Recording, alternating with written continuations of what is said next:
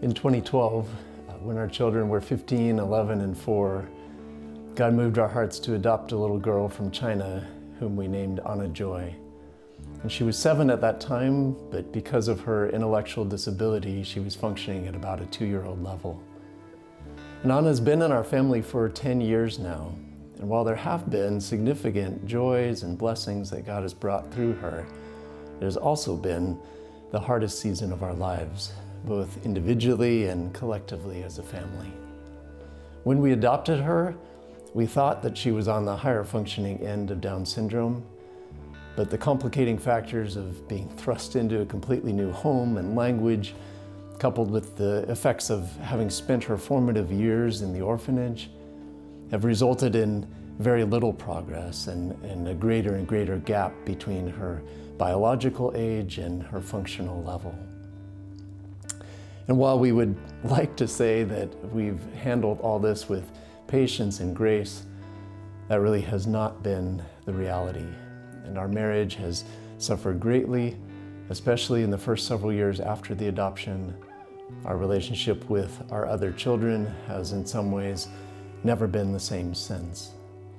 And so there has been much grief, much struggle, much loss, and what we're coming to understand as ambiguous loss, meaning the pain of loss without the finality of a loss like death, but rather the possibility of change, but an eroding likelihood that that hoped-for change will ever come.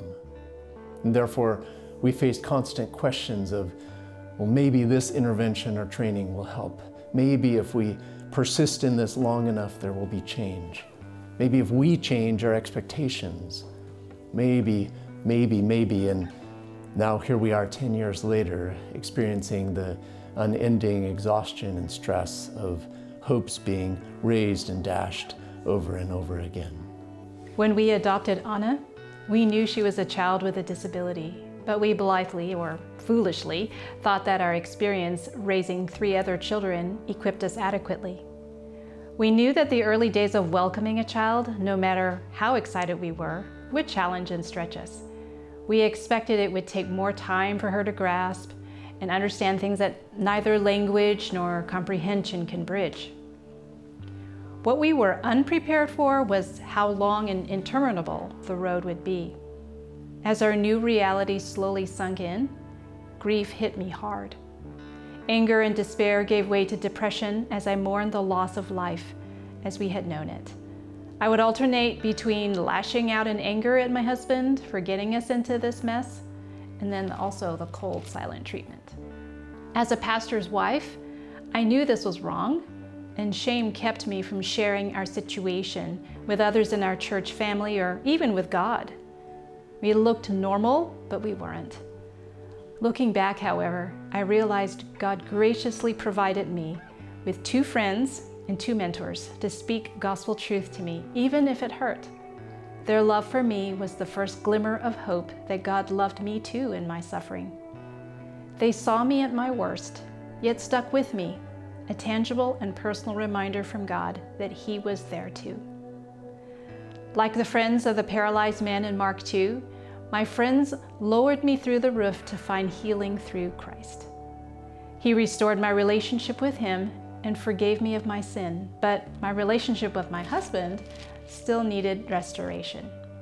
Despite the Lord's healing work in me personally, we still had trouble getting out of the old patterns we had developed. Finally, my husband suggested we seek more formal biblical counseling. I resisted because I thought we could still figure things out on our own. After all our attempts came to nothing, I finally agreed because I was at the end of my rope. It took not just 1, but 3 seasons of biblical counseling together and individually over a span of 5 years to see significant change. Progress was slow, but little by little, these seasons of counseling reoriented my focus, reframed my perspective, and reshaped my heart. They were discipleship intensives in the midst of ordinary life. Each session helped me to start bringing my faith into my particular situation in a personal way so that I could maximize the opportunities God provided us through our circumstances instead of fighting them.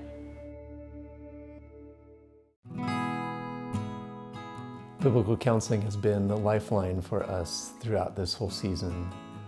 As Vera said, we've sought out formal marriage counseling as well as individual counseling at various points along the way. And we've also had numerous friends and church community who have informally counseled and encouraged us throughout this journey. It's not an exaggeration to say that our marriage may not have lasted apart from the help that we have received from so many. For me, as I've reflected on that, I don't think there has been one decisive session or conversation where things suddenly shifted and the light went on. I know that does happen for some people, but for me it was not that way. Instead, for me, it's been more like the slow, steady drip of an IV needle. People reminding me again and again and again to look to Christ, to lament instead of despair, to move toward my wife and kids instead of away from them, to fight for gratitude, to confess my sin, to pray the Psalms. These reminders and encouragements again and again. One scripture that has ministered to me deeply throughout these 10 years is 2 Corinthians 4:16 through 18.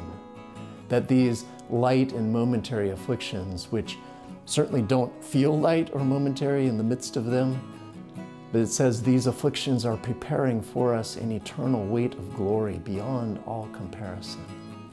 And so I know that there is something God is forming in me, in Vera, in our kids, even in our church, that could not be formed in any other way than through these struggles and sufferings. There are particular sins and idols that my heart gravitates toward, which are revealed so clearly by the specific combination of factors that Anna brings.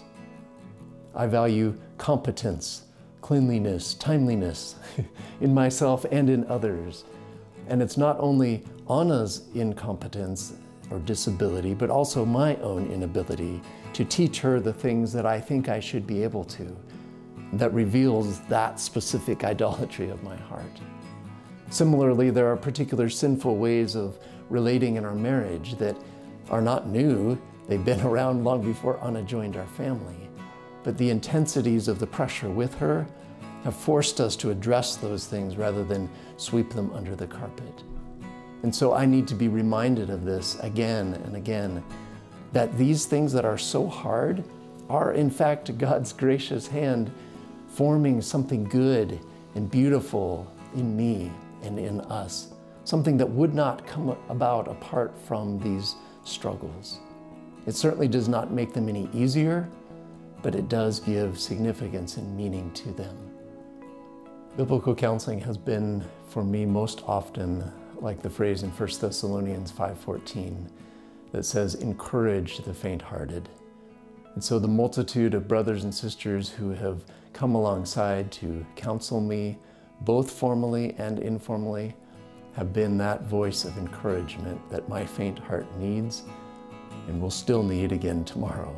And so biblical counseling has been such a grace for me. Being a parent of a disabled child means we are called to a lifetime of struggle. So, like Dan said, it is easy to become faint-hearted. Unlike the acute pain of an inflamed appendix or even the loss of death, it is more of a dull but chronic ache in the background. Things can flare up on occasion, but it's often something we need to learn to live with. Now, this doesn't come naturally for most of us, however. Counseling has provided the space and the time to lament, process, and wrestle with each new reality. Our counselors listened thoughtfully and then reminded us of gospel truth that shapes our identity and outlook. Suffering may be coming at us, but we are still responsible for how we respond to it. And I didn't always react in God-honoring ways. The Lord used our counselors to help open my blind eyes to my sinful and destructive ways, but not just stop there. They helped me to develop new Christ-honoring thoughts, habits, and practices to help me trust God's sovereign care and love others well.